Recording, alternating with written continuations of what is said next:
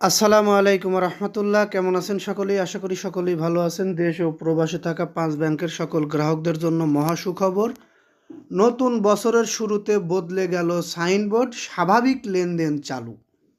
আসলে এই খবরটির জন্য কতদিন যে অপেক্ষা করেছেন বাংলাদেশের এই 5 ব্যাংকের গ্রাহকরা, সেই খবরটি আজকে আমি দিতে পেরে নিজেকে ধন্য মনে করছি। সবচেয়ে বড় বিষয় হচ্ছে এই 5 ব্যাংকের গ্রাহকদের এই নিউজটি পাওয়ার জন্য আমরা অনেক দিন ধৈর্য ধরেছিলাম। স্বাভাবিক লেনদেন চালু। নতুন বছরের শুরুতে বদলে গেল সাইনবোর্ড।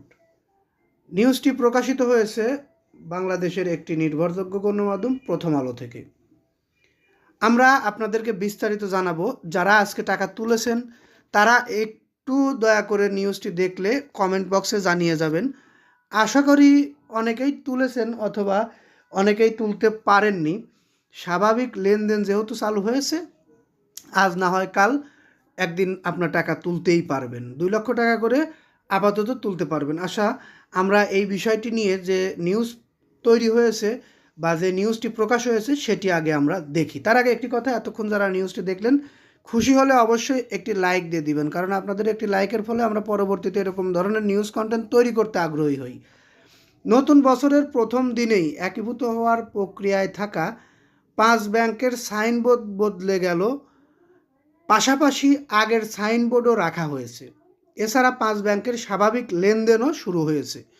সবচেয়ে বড় বিষয় হচ্ছে 5 ব্যাংকের স্বাভাবিক লেনদেন শুরু হয়েছে। ব্যাংক 5টির গ্রাহকেরা এখন তাদের সঞ্চিত ও সঞ্চয়ী হিসাব থেকে 2 লক্ষ টাকা পর্যন্ত উত্তোলন করতে পারবেন বা পারছেন। এখানে বলা হয়েছে, আপনারা একটু দেখুন। আমার কাছে এই নিউজটি অনেক আবেগের একটি নিউজ।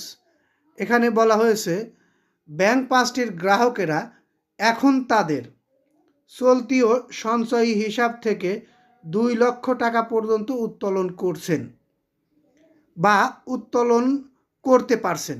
আগের ব্যাংকের চেক দিয়েই এসব লেনদেন করার সুযোগ দিয়েছে ব্যাংকগুলো। অর্থাৎ আগের ব্যাংকের চেক থাকলে সেই চেক দিয়েই আপনারা আপনাদের অ্যাকাউন্ট থেকে টাকাটি তুলতে পারবেন। আসলে এই নিউজটি ভালো লাগবে না এমন কোনো গ্রাহক আমার জানা মতে নেই। বছরের প্রথম দিন আজ বৃহস্পতিবার সকালে 5 ব্যাংকের প্রধান কার্যালয় সহ একাধিক শাখায় গিয়ে দেখা যায়, কোথাও একীভূত হওয়া সম্মিলিত ইসলামী ব্যাংকের সাইনবোর্ড ঝোলানো হয়েছে, আবার কোথাও ঝোলানোর প্রক্রিয়া চলছে। পাশাপাশি ঢাকার বাইরের শাখাগুলোতেও নতুন সাইনবোর্ড ঝোলানো হচ্ছে বলে সংশ্লিষ্ট ব্যক্তিরা জানান। তারা বলেছেন, এর আগের ব্যাংকের পাশাপাশি নতুন ব্যাংকের সাইনবোর্ড থাকবে। ধীরে ধীরে পুরনো সাইনবোর্ড সরিয়ে নেওয়া হবে, তখন শুধু সম্মিলিত ইসলামী ব্যাংক নামেই পরিচালিত হবে। অবশ্যই এই নিউজটি একটি লাইক প্রাপ্য। অবশ্যই একটি লাইক দিবেন। মতামত থাকলে অবশ্যই কমেন্ট বক্সে জানিয়ে যাবেন। আর আমাদের থেকে পরবর্তীতে নিউজ পেতে অবশ্যই চ্যানেলটি সাবস্ক্রাইব করে বেল বাটন অন করে রাখবেন। এই আশা ও প্রত্যাশা রেখে এখান থেকে বিদায় নেই। আসসালামু আলাইকুম রহমতুল্লাহ।